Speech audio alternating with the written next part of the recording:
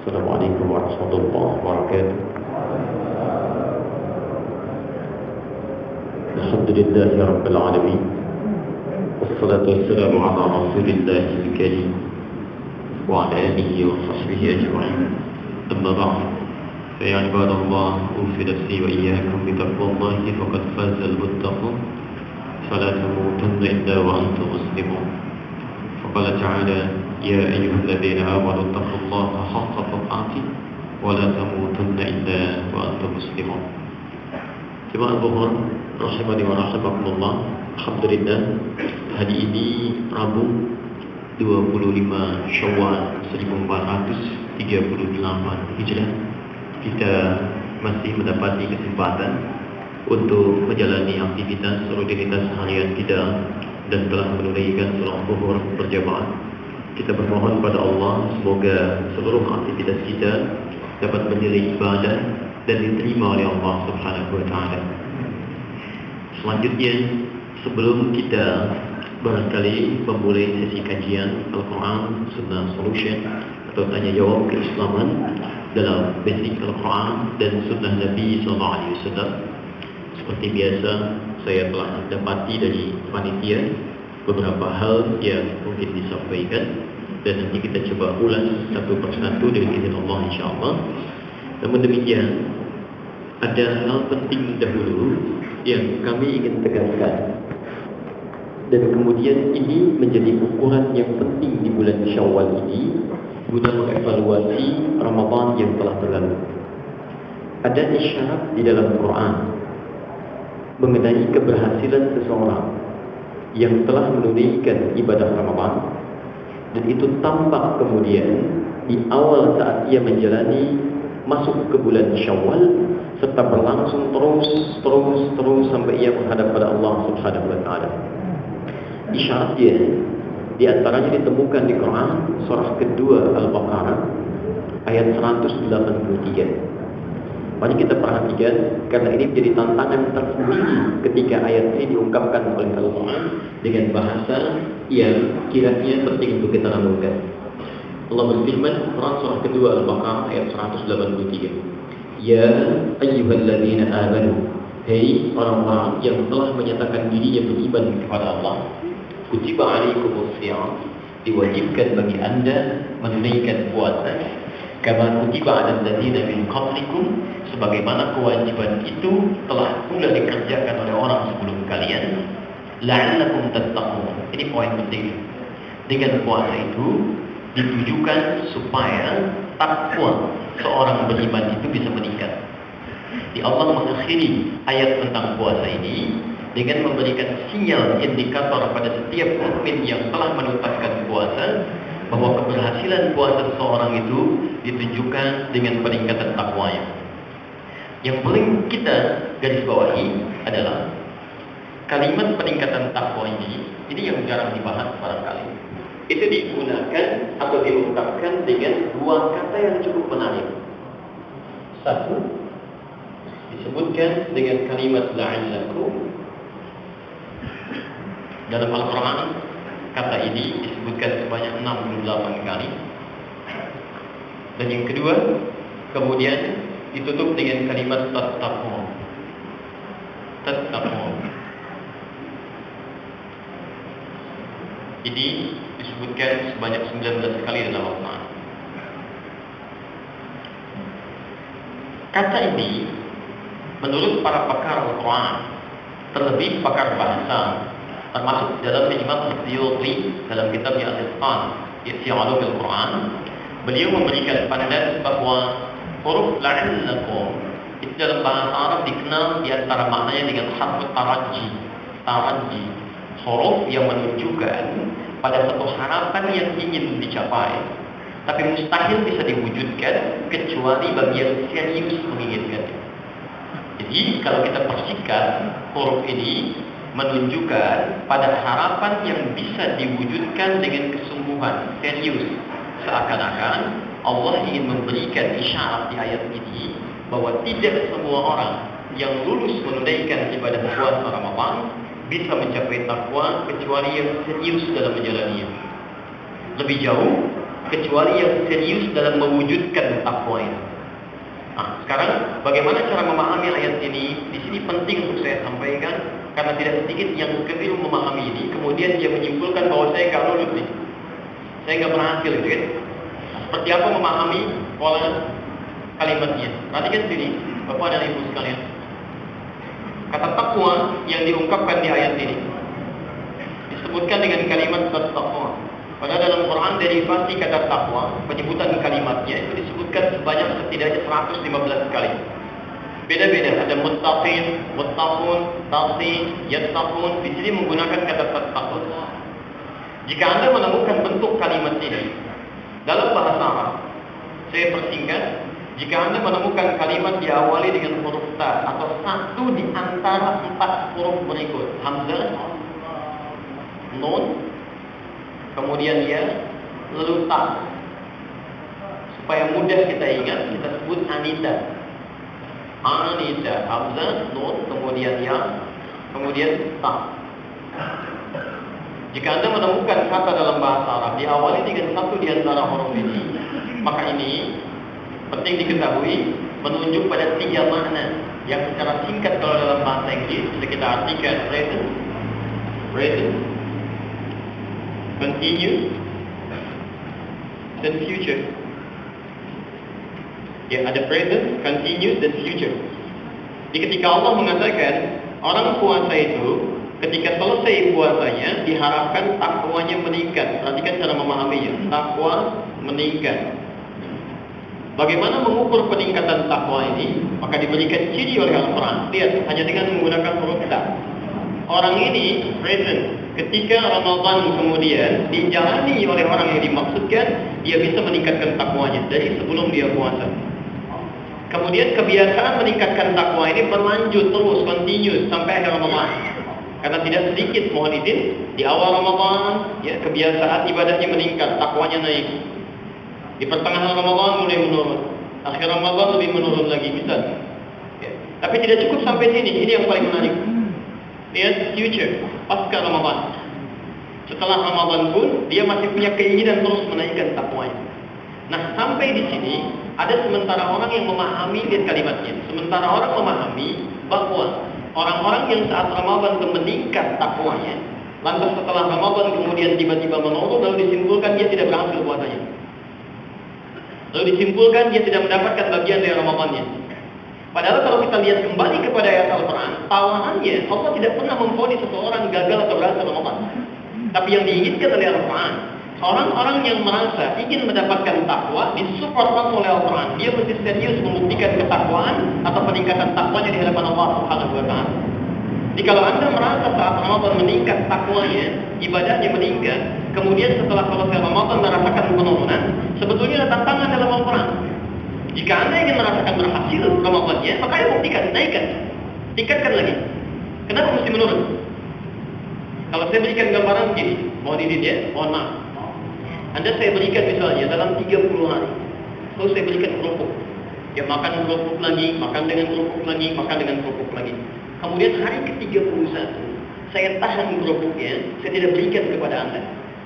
Karena kebiasaan Anda makan selama 30 hari dengan kerupuk, lalu saya tahan pada hari yang ke-31, minimal apa respon kita ketika tidak mendapatinya?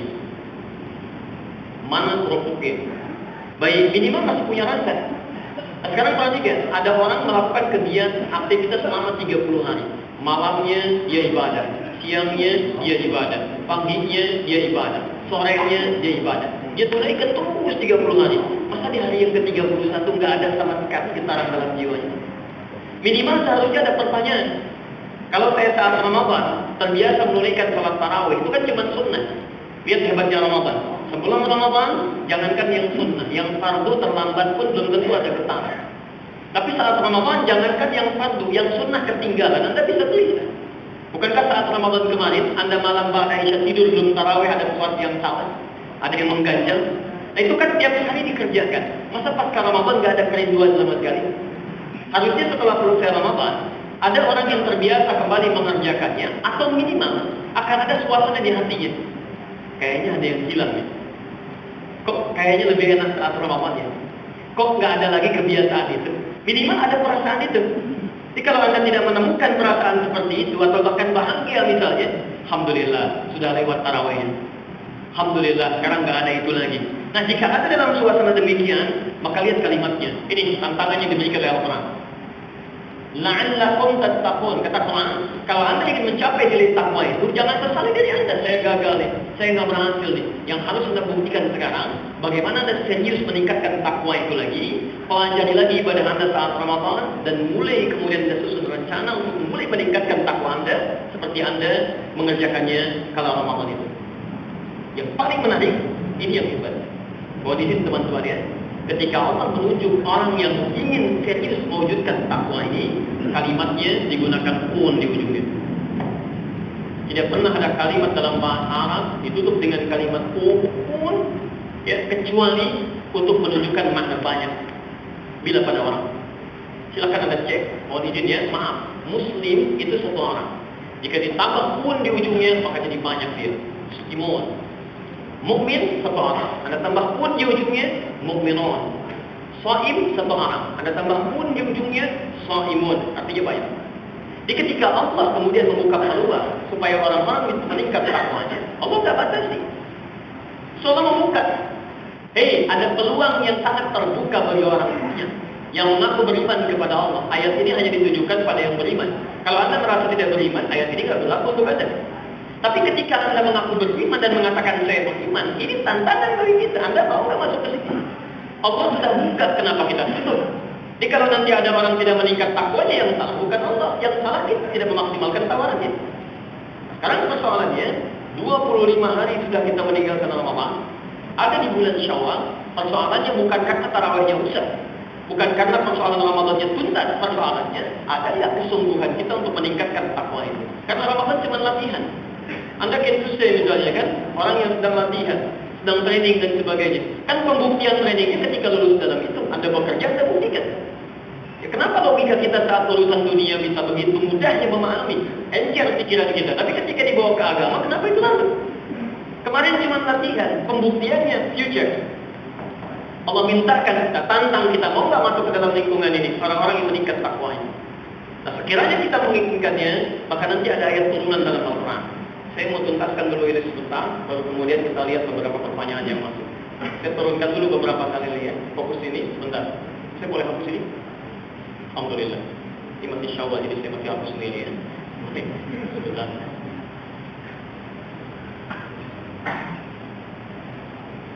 Baik, lihat sini.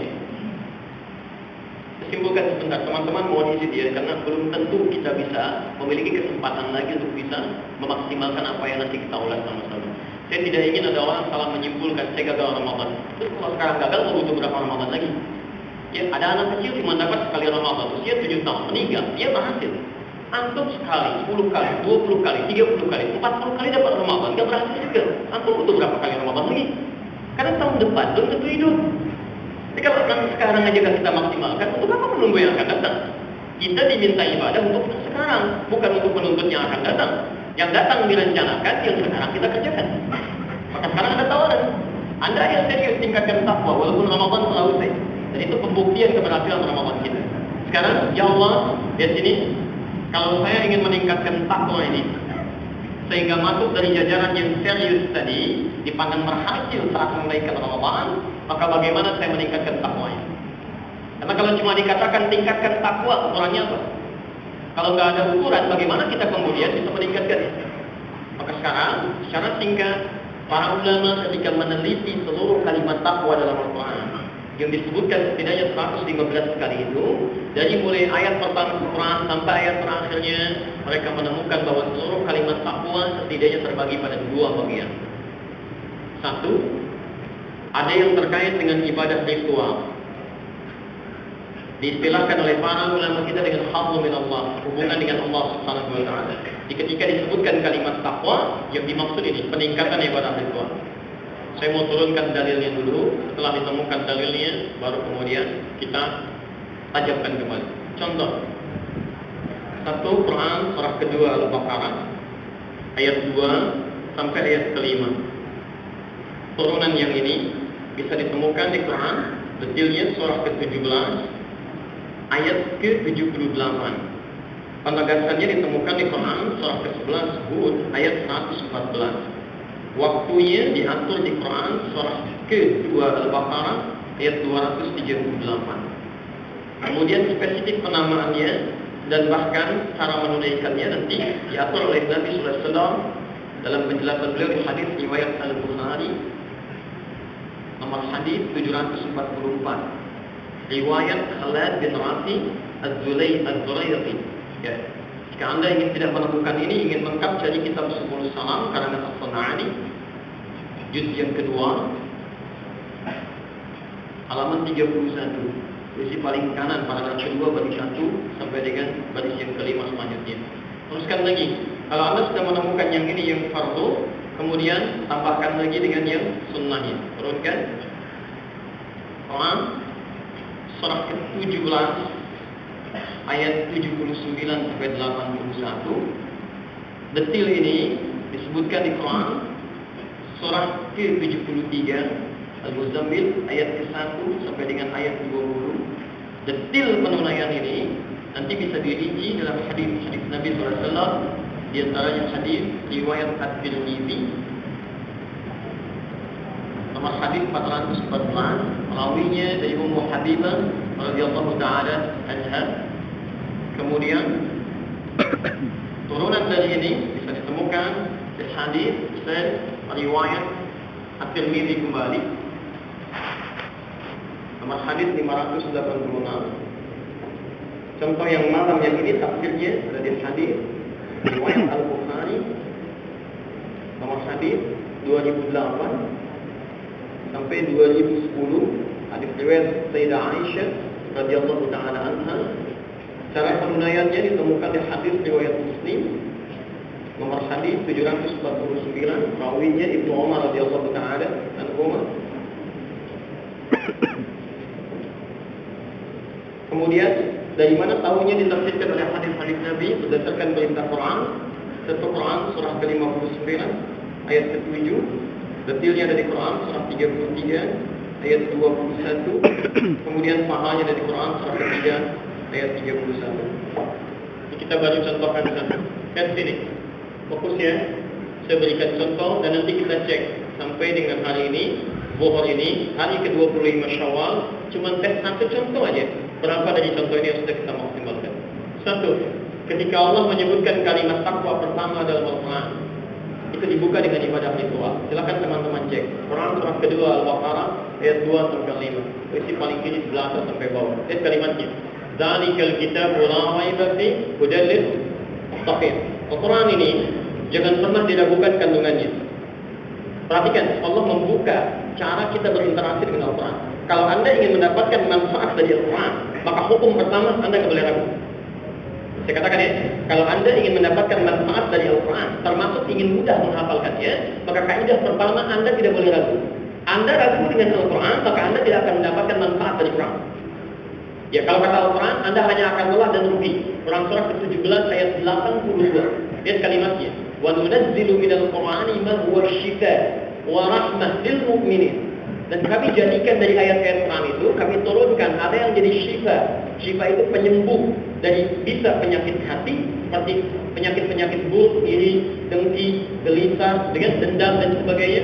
Atau penyakit yang memang sudah nggak ada obatnya. Kata dokter ini nggak bisa, sudah hand up dokter, sudah give up, nggak bisa, menyerah. Ya, seperti Nabi Ayub kata medis nggak mungkin, Nabi Zakaria kata medis nggak mungkin punya keturunan. Tapi kemudian mendekat kepada Allah diberi petunjuk. Quran surah ke-21 ayat 83 sampai 84 tentang penyakit Nabi Ayub. Quran surah ke-19 ayat 2 sampai dengan ayat 11 penyakit Nabi Zakaria dan istrinya bahkan ketika dimohonkan kepada Allah syifatun. Rahmat adalah solusi dari setiap kesulitan yang Allah turunkan, Allah berikan. Quran surah ke-21 misal ayat 87 sampai 88. Bagaimana ketika Nabi Yunus sampai masuk ke dalam perut ikan paus mendapatkan solusi kebaikan dari Allah Subhanahu wa taala. Tapi ketika dikeluarkan dari perut ikan paus, bahasa Qurannya bukan dikeluarkan. Tapi kata Quran, siapapun yang punya persoalan sehingga menjadi gelap seperti naungi awan gelap, seperti Yunus masuk ke dalam perut paus, maka kami pun akan selamatkan dia ketika dia mengamalkan amalan seperti Yunus. Maka dari kanunjil mukminin. Baru satu ayat saja Allah jamin, apalagi Anda mendekat kepada semua Qurannya. Tapi kalau Anda tidak yakin dengan Quran, mohon izin, Wala yazidu zalimina illa khasara. Quran enggak akan memberikan manfaat kecuali rugi dan capek saja. Ya Anda ketinggalan, sudah ada orientalis seperti Stockholm Roy. Dia hafal Quran, cuman karena nggak yakin dengan isi Quran, nggak ada manfaat begini. 2 tahun, 3 tahun cuma telah ngapalin, belajar hukum, tapi tak yakin. Akhirnya hidayah tidak datang, cuma lelah aja. Waktu habis dan tidak ada manfaat dalam diri. Ya, saya mau kembalikan di sini. Jadi kalau Anda berinteraksi dengan Al-Quran, Anda benar yakin. Hudan lil muttaqin, keyakinan itu akan jadi petunjuk bagi orang takwa. Ini poin. Ketika Allah menyebutkan orang takwa pertama kali, cirinya ayat 3-nya. 1, alladzina yu'minuna bil ghaib wa yuqimuna shalah. Orang takwa itu, yuk kita cek. Jadi saya kasih metode sedikit cara memahami bahasa Arab. Lihat kalimatnya teman-teman. Di situ ada yu'minun. Dimulai dengan satu huruf di antara anita tidak? Ada huruf apa? Ya, dan ujungnya pakai on, menunjuk banyak. Allah ingin menyampaikan, dia cara menerjemahkannya. Orang takwa itu adalah orang yang terbiasa meningkatkan level keimanannya. Meningkat. Karena tadi di antara huruf anita maknanya 3, present, continuous, future. Jadi orang beriman itu kalaupun sudah merasa beriman, jangan bertahan dengan keimanannya. Yang penting saya muslim. Yang penting sholat, tidak. Orang beriman itu selalu memperbaiki keimanannya. Kalau sekarang merasa lemah, dia naikkan. Bagaimana cara dia menaikkan level keimanan sekaligus membuktikan ketakwaannya? Ini yang paling menarik. Yang pertama kali Allah sebutkan ketika menyebut kalimat takwa, sholat. Wa yuqimuna shalah. Sekarang lihat tulisan saya ketika saya menuliskan kalimat sholat. Dan ini seringkali saya sampaikan untuk mengingatkan. Lihat ini. Nanti cek mushaf Anda atau aplikasi Anda yang sekarang dan kita pasang ya. Lihat teman-teman.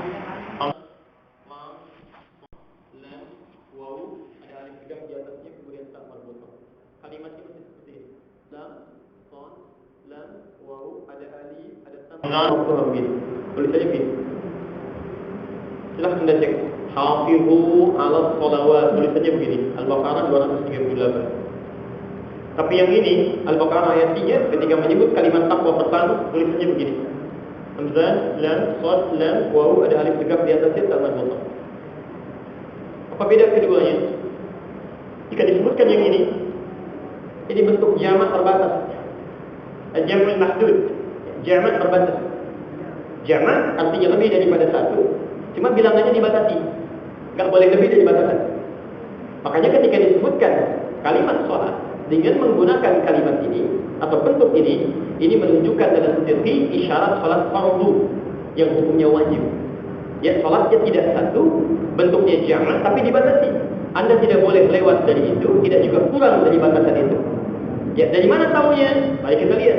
Quran surah kedua ayat 238. Ini Hafizu 'alas sholawati was sholatil wusta. Jagalah oleh Anda waktu salat-salat yang fardu, terkhusus salat pertengahan. Dari mana ayat ini menerangkan tentang salat fardu? Kita bisa pahami ketika Allah menafsirkan, bukan menjelaskan, menguraikan kembali ayat ini dengan Quran surah 17 ayat 78. Dan kalimatnya Tinggal salat liduluki syamsi ila ghasaqil laili wa Quran al-fajr. Disebutkan urutan waktunya dari matahari tergelincir sampai dengan kesubuhan. Didetilkan di Quran surah ke-11 ayat 114. Ya. Mohon izin, saya sedikit agak percepat. Lihat kalimatnya, ketika disebutkan dengan bentuk ini maksudnya yang fardu, yang terbatas di bawah. Lihat sini. Tapi ketika menunjukkan ciri orang takwa, yang disebutkan salah satunya berhasil dia menunaikan Ramadan dan dilatih kebiasaan ini saat Ramadan, bukan hanya yang ini tapi yang ini saat Ramadan, maka Allah kemudian mengungkapkan kalimat salatnya, dituliskan kemudian oleh para ulama di mushaf dengan bentuk yang ini. Yang ini tidak ada makna yang lain kecuali jam'ul jama', jama' tanpa batas. Jama' yang menunjuk pada banyak tapi tidak dibatasi dengan bilangan tertentu. Teman-teman sekalian, kalau ada bentuk jama' seperti ini yang tidak dibatasi oleh bentuk waktu atau ukuran seperti yang ini, maka ini menunjukkan yang dimaksud bukan salat fardu saja, tapi tambahan di luar salat-salat yang fardu. Perhatikan ketika Allah mengisyaratkan ciri orang takwa, ternyata bukan hanya dia konsisten dengan menunaikan salat fardunya, tapi juga plus dengan salat-salat lain yang disandingkan dengan salat fardunya. Saya mau tanya sebentar, kalau di luar salat fardu ada jenis salat yang lain? Salat apa namanya? Bukan. Tidak ada salat sunnah. Oh, jangan mengarang. Ya. Mengarang cuma dari belajar bahasa Indonesia. Baik, di sini. Kalau tidak tahu katakan Allahu a'lam, itu paling gampang. Oke? Baik, di luar salat fardu ada salat? Salat apa namanya? Tidak ada salat Allahu a'lam. Baik, di sini. Salatnya bukan sunnah. Kalau sunnah itu hukumnya. Bukan nama salat. Sunnah itu hukumnya sunnah. Nama salatnya nafilah. Nafilah jamaknya nawafil. Dan gimana contohnya? Ketika Allah menyebutkan contoh solat yang hukumnya sunnah di luar yang fardu, misal Quran surah ke-17 ayat 79, tahajud. Saya mau tanya, tahajud hukumnya apa? Sunnah, tapi namanya bukan sunnah di Quran. Lihat kalimatnya. Wa minal lail fatahajjad bihi nafilah. Dan di antara sementara malam silahkan cari satu waktu, tunjukkan tahajud. Salat tahajud itu nafilah, tambahan dari salat-salat yang fardu.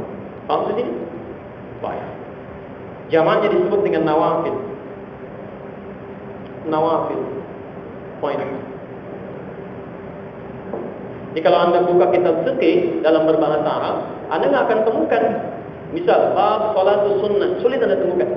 Yang Anda temukan babun nawafil, bab salat-salat tambahan bagi salat-salat yang fardu. Hukumnya apa? Sunnah. Tapi poinnya di sini saya mau berhenti. Di sini poinnya saya ingin berikan satu contoh bahwa kata Al-Quran, orang yang berhasil meningkatkan takwa itu adalah orang yang bisa meningkatkan ibadah ritual. Di antara contohnya salat, dan bukan hanya yang fardunya saja, tapi juga dia meningkat ibadah-ibadah yang nawafilnya, yang hukumnya sunnah itu. Sekarang coba teman-teman, mohon izin cek sampai dengan zuhur sekarang. Kita sudah meninggalkan 25 hari di bulan Syawal. Saya baru satu kasih contoh ini saja, baru salat saja. Berapa di antara sekian salat yang hukumnya sunnah itu, yang nawafil, yang sudah kita bisa maksimalkan sampai itu? Bukankah saat Ramadan kita dilatih meningkatkan itu? Sekarang 25 hari kita meninggalkan, bagaimana kesungguhan kita untuk mempertahankan? Itu poinnya. Kalau cuma yang 5 waktu, jangan karena Ramadan, di luar Ramadan pun 5 waktu juga. Silakan cek, sebelum Ramadan 5 waktu, saat Ramadan 5 waktu, setelah Ramadan 5 waktu, tidak ada perubahan. Jadi saat Ramadan itu kita dilatih sesungguhnya untuk meningkatkan yang lain selain yang fardu. Ya kalau Anda diberikan Ramadan tahun ini meningkat juga, Anda butuh berapa Ramadan lagi? Nah, sekarang persoalannya, ketika Anda ingin meningkatkan yang ini, lihat tawaran Al-Qurannya, la'allakum, kami butuh yang serius. Jadi kalau sampai hari ke-25 Anda belum seperti Ramadan yang kemarin, sebelum subuh saya bisa sholat sunnah, sekarang kok saya nggak bisa itu. Nah, Anda nggak harus simpulkan bahwa saya gagal Ramadan, bukan. Yang harus Anda tanyakan, kenapa saya nggak serius untuk mewujudkan ini? Di Allah sudah buka jalan, Allah tawarkan nih, saya buat Anda jadi orang takwa. Tawarannya begini, Anda mau nggak? Jadi kalau kemudian Anda tidak jadi orang takwa, yang salah bukan Allah, Anda yang tidak memanfaatkannya. Kita yang nggak serius. Sama dengan kalimat Nabi begini, kan? Semua umatku akan masuk surga. Semua umat. Sudah cukup dengan amin. Lihat ujung kalimatnya. Illa man aba, kecuali yang tidak ingin. Ya, jadi kalau ada yang nggak masuk surga bukan salah Nabi. Orang itu yang nggak ingin masuk surga. Kalimatnya jelas kok. Ini jalannya. Ya, Quran surah ke-6 ayat 153. Inna hadza siratal mustaqim fattabi'uhu. Ini jalan ke surga, ikutin ya. Jangan ikuti yang melenceng. Ini kuncinya lewat amal saleh, ada salat, ada puasa, ada zakat, ada baca Al-Quran. Itu pintu kamu. Kalau kamu rajin puasa, pintunya Ar-Rayyan. Kalau kamu rajin sedekah, itu pintunya pintu sedekah. Rajin tahajud, itu pintunya pintu tahajud. Dibuktikan lewat bentuk-bentuk amal saleh. Salat ada waktunya.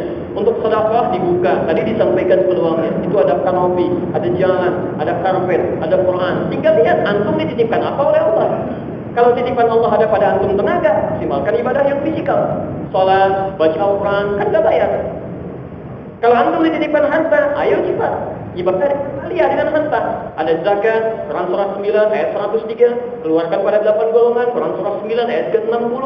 Ada infak yang wajib, Quran surah ke-4 34. Ada yang sunnah, Quran surah ke-2 215. Ada yang sedekah, banyak tawaran. Jadi ketika Allah titipkan harta bukan untuk dipamerkan atau antum kumpulkan dalam bentuk saldo. Atau antum meninggalkan kapan yang nggak ada kantongnya. Ayo coba cek. Kalau nggak percaya siapkan dari sekarang. Saya mau pesan kain kapan yang ada kantongnya. Nggak bisa. Kalau cuma buat mengumpulkan antum ketinggalan. Korun lebih jagoan. Silakan cek Quran surah ke-28 ayat 76 sampai 80. Inna Qaruna kana min qaumi Musa. Qarun itu dari kaumnya Musa. Fabagha alaihim, sombongnya luar biasa. Bagha itu sombong karena harta. Kalau karena kedudukan disebut togok. Makanya Fir'aun ketika sombong disebut dia tagha. Idza qila fir'auna innahu tagha, bukan tagha. Walaupun dua-duanya hidup di satu zaman. Penguasa yang zalim kemudian berkongsi dengan, mohon maaf, pengusaha hitam. Dua-duanya gabung antara Fir'aun dengan Qarun. Tapi menariknya lihat Qarun. Ya, wa inna mafatihahu latanu bil usbah. Itu kunci berangkasnya saja dipikul oleh bodyguardnya di belakang, enggak kuat ngangkatnya. Di Qarun itu kemana-mana kerjaannya kalau jalan di belakang bodyguard, Pak. Cuma ngangkat kunci berangkasnya aja begini, itu enggak kuat. Bukan pada Anda sebagai gambaran. Kalau Anda punya kunci berangkas satu misalnya, kuncinya kita publish atau kita sembunyikan. Sembunyikan, nggak ada orang publish. Anda beli berangkas, masukin, ada foto ceklik, kunci berangkas saya. Anda undang penjahat ke rumah. Kemudian Qarun tidak, kalau mau ngambil, ambil aja. Jangankan Anda, nih bodyguard saya ngangkatnya, apalagi kamu. Turun dan hancur juga. Dan Allah tunjukkan. Jadi kalau ada orang sekarang merasa kaya dan tidak sekaya Qarun, pengen ikut sombong, tinggalkan. Dan ketentuan, karena kayanya tidak sekaya Qarun, yang paling kaya aja hancur, lagi yang nggak seperti Qarun. Jadi Anda mesti pandai membaca ketika Allah titipkan ini di mana posisi takut kita. Oke, paham ya? Nah, jadi kalau sudah memahami ini, kita tinggal urutkan sekarang menunya kalau saya ingin sekali. Saya mau izin teman-teman sekalian. Ya, mohon maaf ya. Kita mesti turunkan dulu, kata Allah tadi ibadah ritual, bentuknya sholat. Sholatnya plus bukan cuma yang fardu, tapi sunnahnya juga. Nah, tugas kita sekarang menurunkan sholat-sholat yang berhukum sunnah, apa saja. Maka dijelaskanlah kemudian dalam hadis-hadis Nabi SAW. Lihat kalimatnya, ada yang rawatib 12 rakaat.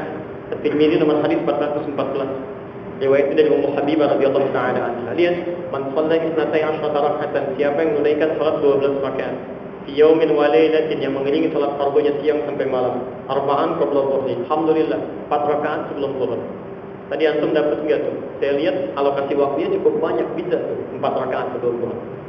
Kalau barusan baru 2, insya Allah besok kita bisa dapatkan 2 lagi. Kalau hidup. Ya? Ya, kalau tidak, maka setiap mendapat kesempatan kita maksimalkan. Sebab besok belum tentu dicapai. Itu peluangnya. Jadi amal soleh itu cepat kerjakan, walaupun cuma istighfar. Ya, walaupun hanya istighfar, Quran surah ketiga ya, 133. Kunci paling kanan sebelah. Wasari'u ila maghfirah. Kalau Anda merasa punya persoalan salah dan dosa, cepat istighfar. Istighfar jadi percepat, apalagi amal soleh yang lainnya. Ada istighfar, astagfirullah, itu pun cepat. Jadi kalau Anda misal salah ucap, begitu salah, astagfirullah. Anda salah lihat, begitu salah, astagfirullah. Dan biasanya ketika kalimat itu diucapkan, organ tubuh kita juga meninggalkan atau mengelak dari apa yang keliru tadi. Anda misalnya keliru mengucapkan kalimat astagfirullah, maka Anda janji dengan kalimat itu tidak mengulangi lagi. Anda salah lihat keluar dari sini ada aurat permuka. Anda ucapkan astagfirullah, berarti Anda palingkan wajah Anda. Jadi harus berimbang bersamaan, bukan mata melihat, lisan istighfar, astagfirullah. Itu bukan kalimatnya. Ini 12 ya. Kemudian rakaat ini ba'da 2 rakaat setelah maghrib. Kita punya kesempatan nanti. Rakaat ini ba'da maghrib 2 rakaat setelah maghrib. 8 rakaat ini ba'da isya 2 rakaat setelah isya. 10 rakaat ini qabla subuh 2 rakaat sebelum subuh 12. Ini ada 12. Ini baru yang rawatib.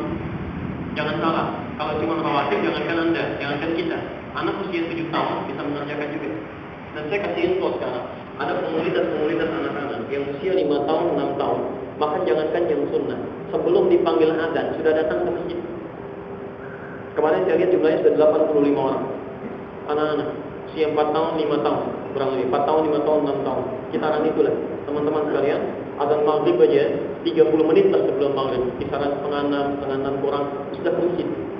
Anak usia 4, 5, 6 tahun, Anda bayangkan 85 orang dia ke masjid. Dan itu belum ada. Saat adzan, kemudian dia menunggu. Lalu dia sholat berjamaah. Lalu mereka menghafal Al-Quran. Setelah itu sholat isya berjamaah. Setelah itu mengulangi hafalannya. Belajar tarik. Setengah 9 pulang ke rumah masing-masing. Jadi kalau antum sekarang, jangankan adzan, iqamat belum ke masjid. Antum kalah sama anak usia 4-5 tahun. Tapi anak itu baru 4 tahun. Barangkali balik juga belum. Hisab mungkin belum pernah karena belum taklif. Antum dikasih 40 tahun, kalau sampai hari iqamat belum juga ke masjid, antum butuh berapa tahun lagi? Coba cek. Jadi kalau cuma perlombaannya di sini, jangankan kita, yang lain bisa mengerjakan. Bahkan lihat level istrinya Nabi SAW, namanya Ummu Habibah radhiyallahu ta'ala anha, meriwayatkan ini. Setelah mendengar kalimat Nabi ini, kata beliau, lihat kalimatnya bima ma'ana. Laqad 'azamtu an la atrukaha kulla hayati. Setelah saya mendengar kalimat Nabi ini, saya enggak akan pernah tinggalkan salat ini selama hidup saya. Saya enggak akan tinggalkan salat ini selama hidup saya. level istri Nabi, dicintai oleh Nabi SAW, hidup bersama Nabi di dunia, di akhirat dia surga dengan Nabi, dalam keadaan surga tertinggi, tanpa hisab di sini, masih mengatakan saya akan tinggalkan selama hidup. Coba teman-teman akhwat yang di belakang, ibu, istri Nabi bukan, kerabat Nabi bukan, tetangga Nabi bukan, surganya belum jelas, amalan masih tahu berantakan, hisab masih mengerti menegangkan. Sampai sekarang jangankan fardunya, sunnahnya masih ketinggalan, atau jangankan sunnahnya, fardu masih terlambat. Tapi cita-citanya, Masya Allah, kalau bisa surga Firdaus kan, tanpa hisab, Masya Allah. Nah ini, cek. Turunkan yang lain. Ini baru 12. Kita lihat, jangan pahamnya kita ini aja. Asar, kan belum disebut. Asar, ada nggak sholat sunnah di situ yang hukumnya sunnah? Ada. Sebelum asar 4 rakaat. Awas hati-hati, Ustaz. Saya tanya sebentar sama antum teman-teman, ada qobliyah asar nggak? Yang bilang ada angkat tangan. Yang tidak? Lebihnya pembawaan. Ustaz itu ngapain aja selama ini asar? Ya, lihat sini teman-teman, fokus. Sebelum asar itu ada qobliyah. Jadi qobliyah itu setiap sholat yang ditunaikan sebelum sholat fardu, namanya qobliyah. Dibagi dua jenisnya, satu rawatib. Rawatib itu sholat yang terkait langsung hubungannya dengan sholat fardu. Ada kaitan penunaian dengan sholat fardu. Makanya disebut rawatib, jamak dari rotib. Rotib itu bahasa Indonesia diserap jadi tertib, sesuatu yang tersusun, nempel. Jadi ketika Anda menunaikan sholat ini, itu pahalanya sebagian untuk melengkapi kekurangan di sholat fardu. Langsung bersamaan. Tapi ada sholat yang kait langsung dengan sholat fardu, waktunya itu bisa dekat dengan sholat fardu atau terpisah. Kalau rawatib nempel dengan fardu, mau sebelum atau setelah. Tadi saya sebutkan 12. Tapi kalau yang kedua bisa dekat waktunya dengan sholat fardu, bisa berjauhan. Ini disebut dengan mutlak namanya, sholat mutlak. Ada yang menempel dengan sholat fardu, bisa sebelum sholat asar. Nggak ada rawatib. Tidak ada rawatib, tapi ada sholat mutlak 4 rakaat. Dalilnya di Abu Dawud, hadis riwayat Abu Dawud, nomor hadis 1257. Rawinya Ibnu Umar radhiyallahu taala anhu. Kata beliau, qala Rasulullah sallallahu alaihi wasallam pernah bersabda, rahimallahu ra'an shalla qabla al-asr arba'an. Allah merahmati hamba jika mau menunaikan salat 4 rakaat sebelum asar. Ini salat yang mutlak, ditunaikan sebelum asar. Setiap yang bernama sebelum disebut qobliyah. Asalnya dari kata qobla sholat. Sholatnya dibuang jadi qobliyah, ditunaikan sebelum sholat. Kalau setelah namanya ba'da sholatnya dibuang, ditandai dengan ba'diyah sholat. Di ba'da itu setelah. Kalau sudah pakai ba'da, jangan pakai setelah lagi. Perjanjiannya gimana? GMS kapan? Setelah ba'da asar ya, lebihan.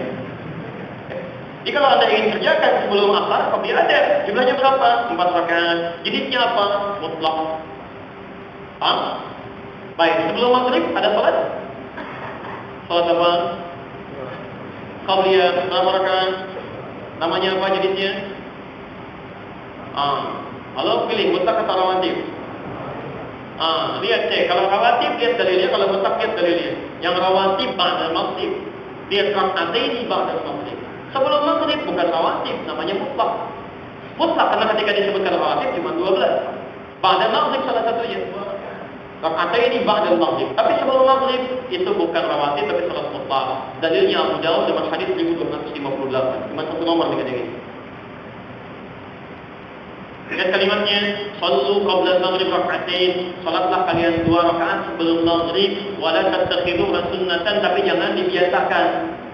Ya, kalau ada kalimat jangan dibiasakan, maksudnya ini tidak terlampau dianjurkan. Ada kesunahannya. Kenapa? Satu, karena waktunya cukup sempit antara maghrib ke isya. Kedua, terletak di antara azan dengan iqamah. Sedangkan di antara itu ada doa-doa yang mudah untuk dikabulkan. Ada zikir yang sangat dianjurkan. Nah, kalau Anda cepat berlomba menunaikan sholat 2 rakaat, dikhawatirkan waktu semakin mepet ke isya, isyanya terlambat dan tidak sedikit orang ketinggalan maghribnya. Tapi kalau Anda misalnya, dalam kondisi sudah baca Al-Quran, sudah berdoa, sudah berzikir, masih ada waktu untuk menunaikan sesuatu amalan. Sementara tidak ada amalan yang lain. Kasusnya bukan seperti di sini, kayak di Mekah, Masjidil Haram, ya orang masih sebagian tawaf, masih menyesuaikan, ada waktu. Anda doa sudah, zikir sudah, baca Al-Quran sudah, daripada ada ngobrol tidak karuan, mengerjakan hal yang tidak penting, kata Nabi, lebih baik Anda sholat 2 rakaat sebelum maghrib. Jadi sunnahnya ada. Paham? Poin saya adalah, ayo kita keluarkan semua jenis sholat kita.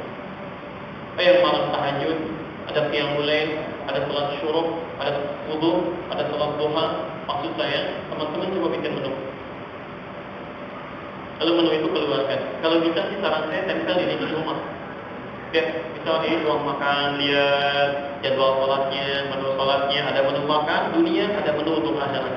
Di kamar langsung begitu mau tidur lihat dulu, kemudian tuliskan, sudahkah Anda menunaikan sholat ini? Jangan-jangan sekian usia yang Allah sudah berikan ada di antara sholat ini yang belum pernah kita kerjakan.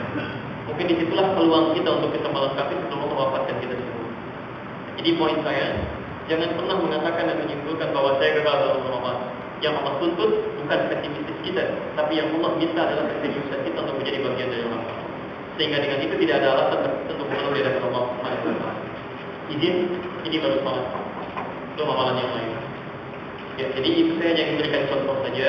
Kalau sampai hari ini belum ada peningkatan, maka coba kita maksimalkan. Ya, saya coba jawab dulu satu ini, setelah itu kita tutup ya. Kita 5 menit pun, karena kita belum mulai materinya ya. Coba waktu kita terbatas. Itu berapa sebetulnya? Pertanyaan pertama, nanti teman-teman kalau ada sesi khusus untuk 3 bulan kita tanya jawab. Jadi pertanyaan Anda sampaikan ke DKM nanti akan mengumpulkan di printout seperti ini. Jadi ketika saya datang sudah ada di depan untuk kita diskusikan. Assalamualaikum warahmatullahi wabarakatuh. Ustaz, manakah yang harus saya dahulukan, kepentingan suami atau kepentingan ibu dan keluarga saudara-saudara saya? Seorang ibu satu anak bekerja, di kasus ibu kandung, kakak dan adik-adik lebih numpang tinggal di rumah dengan nafkah dari ibu. Pekerja ini hanya beliau yang berpenghasilan dan suaminya keberatan dengan fakir. Baik, ketika seorang berumah tangga, maka penting untuk diketahui ada alur ketaatan yang mesti dibangun. Dan alur ketaatan ini tidak kemudian disimpulkan dengan logika atau pertimbangan pemikiran, tapi didasarkan pada kepatuhan perintah Allah Subhanahu wa taala. Ingat, jika kita mengerjakan hukum ini bukan karena kita pikirkan, oh ini yang utama, ini yang ini tidak, tapi karena kepatuhan pada perintah Allah. Apa perintahnya?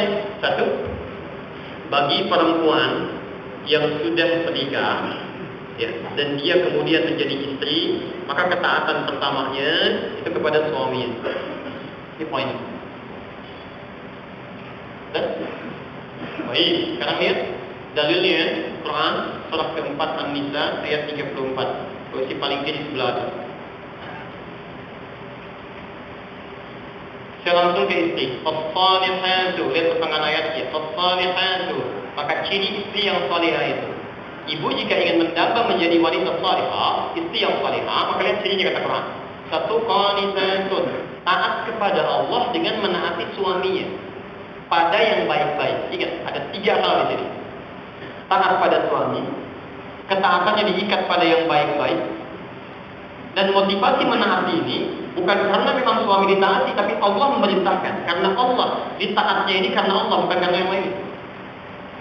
Lihat ya, izin Bu ya, mohon izin. Jadi pertama, ukuran ketaatan seorang istri ketika dia berumah tangga, kalau memang dia taat kepada Allah, maka kata Allah taati suaminya. Tapi ketika Anda menaati suami, ingat betul ini ya, Allah mengikat dengan kalimat qanitat. Di Quran itu ada 2 jenis ketaatan. Satu, ta'at bahasanya, 2, qanitat. Ta'at, Quran surah ke-3 Ali Imran misalnya 132. Wa ati'u Allah wa ati'u Rasul. Ketika kalimat ta'at dilekatkan hanya pada Allah dan Rasul, karena sifatnya mutlak. Jadi kalau Allah sudah merintahkan, Anda tidak usah tanya, wah ini kelihatannya nggak enak, ini nggak nyaman. Tidak, semua yang dari Allah pasti baik. Tapi tidak semua yang dari makhluk ya, tidak semua yang dari makhluk, dari suami, dari anak, dari tetangga, tidak semua yang berasal dari makhluk mungkin baik untuk itu. Karena itulah ketika kita misal dalam posisi seorang istri diminta taat pada suami, diikat oleh Al-Quran, jika suami itu meminta kepada yang baik-baik, maka ini yang harus ditaati. That's it. Tapi kalau suami bisa meminta kepada yang tidak baik, maka istri boleh menolak dengan penolakan yang lembut yang tidak menghadirkan perselisihan dalam rumah tangga. Ini prinsipnya. Ustaz, mas berhijab ya, insyaallah. Mas ikut ta'lim ya, insyaallah. Mas ikut tahsin ya, insyaallah. Ketika Anda bisa kerjakan itu, saya berikan kabar gembira. Nabi SAW menyampaikan dalam riwayat hadis At-Tirmidzi kalimatnya, "Idza shallatil mar'atu salataha." Kalau seorang istri hanya menunaikan sholat fardu saja, tidak pernah sholat nafilah selama itu. Dia tidak pernah sholat sunnah, cuma sholat fardu saja. Wa shamat shamaha, kemudian dia puasa Ramadan saja, dia tidak pernah puasa sunnah. Wa hafizat farjaha, dia menjaga kehormatan dirinya, dia enggak selingkuh. Wa ata'at zawjaha, kemudian dia menaati suaminya karena Allah. Pada yang baik-baik, lihat kalimatnya. Qila laha yaumal qiyamah, akan dikatakan pada perempuan semacam ini, udkhulil jannata min haitsu syi'ti. Langsung aja masuk surga dari pintu mana saja yang kamu kehendaki. Masya Allah. Langsung masuk surga dari pintu yang Anda kehendaki. Orang mau masuk tarawih harus puasa dulu. Orang mau masuk pintu sedekah mesti sedekah dulu. Orang mau masuk pintu tahajud mesti tahajud dulu. Ini kau masuk aja dari pintu mana saja yang kamu inginkan. Makanya saya hati-hati ya, saya ingatkan hati-hati. Surga perempuan itu banyak di rumah, tapi tidak sedikit dibelokkan oleh setan untuk mencari surga di luar rumah. Hati-hati.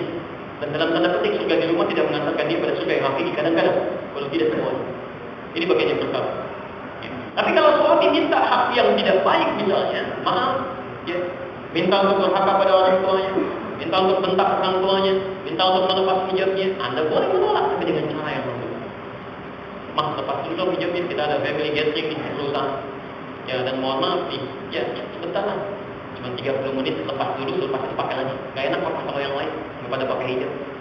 Ibu betul. Tapi dengan cara yang benar. Orang surah 16 ayat 125. Ud'u ila sabili rabbika bil hikmah. Ajak dia ke jalan Tuhan dengan cara yang benar. Mama itu mengandung saya 9 bulan 10 hari. Merawat saya, menyapih sampai 2 tahun, merawat dengan baik, memakai gaji dan beliau sudah nggak ada. Mengharapkan untuk ibu itu ada doa saya, ada surga dari jilbab yang saya pakai itu. Setiap saya kenakan, saya berdoa dan pahala mengalir untuk ibu saya. Jadi kalau kemudian saya lepas, bagaimana saya bisa memberikan kebaikan pada ibu saya? Mau saya bicara apa di hadapan Allah nanti? Anda boleh masukkan kalimat tunggu sampai beliau mengerti. Kalau rezeki Allah yang ada, Pak, saya pakai jilbab juga belum tentu Allah luruskan proyeknya. Allah mudahkan pekerjaan kita dan seterusnya. Itu akan lebih mantap. Ya, tapi tidak harus kita mencari perselisihan. Kalau memang lepas dulu sebentar kan cuma 30 menit. Apa? Nanti kita selesai masalah ya. Nah, ini sekarang kita uji ketaatan seorang istri perempuan kepada ibundanya dan ayahandanya. Setelah dia menikah, itu posisinya terletak ini, berada setelah taat kepada suaminya. Tapi ini pun diikat dengan tuntutan kepada suami untuk mendidik istrinya supaya lebih berbuat baik kepada kedua orang tuanya. Ini sesungguhnya jangan dipisahkan, jangan jadikan alasan orang tua nomor 2 lantas Anda meninggalkan orang tua, tidak. Itu ketika Anda menjadi pendamping bagi istrinya ini, Anda harus motivasi supaya dia bisa lebih baik bersikap kepada kedua orang tuanya. Salah kalau sebelum menikah, baik setelah menikah kau jadi jauh. Sebelum menikah taat, setelah menikah malah memberontak, itu keliru. Ada yang fatal di sini, ada yang keliru memahami. Ketaatan pertama pada suami, ketaatan kedua baru orang tua. Tiba-tiba suami mengarahkan untuk bersikap buruk pada orang tua, itu fatal. Keliru. Justru dijadikan suami sebagai pendamping supaya bisa melengkapi bakti keduanya kepada kedua orang tuanya. Karena itulah ketika Allah berbicara tentang bakti pada orang tua, itu tidak memisahkan antara suami dengan istri. Silahkan cek Quran surah 17 ayat ke-23, Quran surah 31 ayat ke-14, Quran surah ke-46 ayat ke-15. Bahkan di surah 46 ayat ke-15 tegas dikatakan, kalau Anda pun punya rezeki, sukses Anda, berhasil, rumah Anda tua, mobil Anda mewah, kata Al-Quran, belum tentu itu kerja keras Anda. Boleh jadi itu doa orang tua dulu, saking menangisnya sampai mengetuk pintu langit, peluk orang tua Anda bekerja, mengharapkan supaya Anda tidak mengalami nasib seperti mereka. Lalu mereka berdoa kepada Allah. Bukankah Ismail hanya menunggu diam, tapi Hajar yang bolak-balik Safa Marwah, lantas Ismail yang mendapatkan airnya? Hajar sudah menyimpan, air tak keluar, dia sudah bergerak. Tapi ketika ibunya bolak-balik naik turun Safa Marwah, baru dia mengentak air keluar. Kalau bukan karena ibunya bolak-balik, bagaimana bisa keluar? Makanya kata Quran, Rabbi awzi'ni an ashkura ni'mataka allati an'amta 'alayya wa 'ala walidayya. Ya Allah, mohon bimbing saya. Kalau usia Anda sudah 40 tahun, kenapa menyebutkan 40 tahun di sini? Level kematangan dalam rumah tangga. Quran sudah prediksi akan terjadi hal-hal semacam ini. Makanya kata Quran, jangan terjadi ketika sudah menikah jauh dari orang tuanya. Kan aneh. Ya, apalagi didorong untuk tidak berbakti, tidak. Anda mestinya kompak, duduk bareng. Bukan ini punya saya, itu punya kamu, ini punya kita berdua. Bagaimana harta ini bisa menjadikan kita ke dalam surga? Bukankah surga terbesar adalah taat kepada kedua orang tua? Ya. Ini poin ini saya tidak ingin Anda pisahkan antara ketaatan pada orang tua, kemudian menjadikan, mohon maaf, di situ diposisikan terlawan ketaatan pada suami istri. Saya mau akhiri dulu teman-teman sekalian untuk yang ini, tapi saya mau berikan nasihat sebentar. Jika Anda mengalami kesulitan dalam pekerjaan dan kesulitan dalam rumah tangga dan aktivitas, sebelum Anda mengecek hal-hal yang lain, coba cek dulu hal yang terkait dengan perilaku kita pada orang tua kita. Karena sungguh ketika Allah meridhai seorang anak, itu akan sangat berkaitan dengan ridha orang tuanya. Ya, Anda mungkin sukses di kantor jadi champion Anda, tapi di rumah punya banyak masalah. Itu apa? Mungkin seharusnya kita menjadi pribadi yang baik dengan menggabungkan dua ketaatan. Dan semoga Allah Subhanahu wa taala meridhai kita semua, memaafkan kesalahan-kesalahan kita, dan mohon izin karena Anda juga punya waktu terbatas, saya terus di Lampung. Ini saya bawa. Saya nanti malam live di Ampere TV. Nanti ini di antara pertanyaan yang saya jawab. Waktunya ba'da maghrib sampai ba'da isya, kita jam 9 atau setengah 10 berakhirnya. Waktunya dari Wai Halim di Bandar Lampung di Masjid Al-Doa. Insyaallah pertanyaan ini saya jawab sesuai dengan waktu yang saya alokasikan di sana insyaallah. Demikian teman-teman sekalian, saya mohon izin mengumumkan dua hal saja. Yang pertama, materi kita untuk selanjutnya ada sesi yang ini, tapi saya akan tekankan kepada persiapan di dalam hal. Ya kami sedang cetak buku, nanti kalau ada kuota untuk kesini kita bawakan, nanti kita bagikan insyaallah. Di pas nanti nyampe Idul Adha, kita tinggal menjalani ibadahnya, tidak sibuk lagi kemudian belajar atau mengkaji hukum-hukum ini. Sekarang masih ada waktu kurang lebih sebulan sampai ke Idul Adha insyaallah. Dan insyaallah berita baiknya tidak akan ada perbedaan. Itu kita akan sama di tahun ini seperti Ramadan kemarin. Ya, tanggal berapa insyaallah? Bukan 10 Zulhijjah.